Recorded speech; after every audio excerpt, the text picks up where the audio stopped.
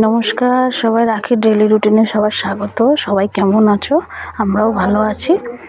তো আজকে একটু শর্টেই ছাড়লাম। এই যে আমার শাশুড়ি আজকে একটা অন্যরকম রান্না করছে, দই কাতলাও বলতে পারেন, কিন্তু একটু ঘরোয়া টাইপের রান্না করছে। এই যে কাতলা মাছগুলো ভেজে তুলে নিয়েছে, আর তেলে একটুখানি শুকনো লঙ্কা, গোটা গরম মশলা ফোড়ন দিল।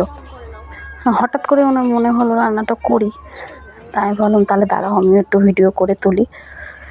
তো এই তেলের মধ্যে একটু টমেটো বাটা, গোটা গরম মশলা দিয়েছে, টমেটো কুচি, গোটা গরম মশলা ফোড়ন দিয়ে একটু নেড়ে তারপর একটু দিল লঙ্কা বাটা, নুন, হলুদ, জিরে বাটা, ধনে বাটা, আদা বাটা, রসুনটা আর পেঁয়াজটা স্কিপ করেছে, এই দুটো দেয়নি।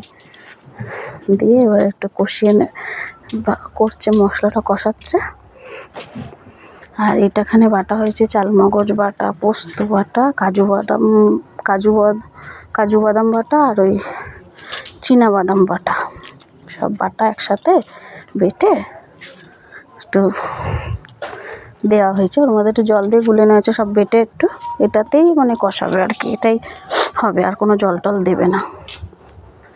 আর ওটা দেওয়ার পরেই কালারটা অন্যরকম হয়ে গেছে, যেহেতু সব রকম মশলা দেওয়া। এই যে হয়ে যাওয়ার আগে একটুখানি চিনি দিয়ে ব্যাস নামিয়ে দিয়েছে, আর কিছুই না। তো সবাই ভালো থাকবেন, সুস্থ থাকবেন, চ্যানেলটা সাবস্ক্রাইব করবেন।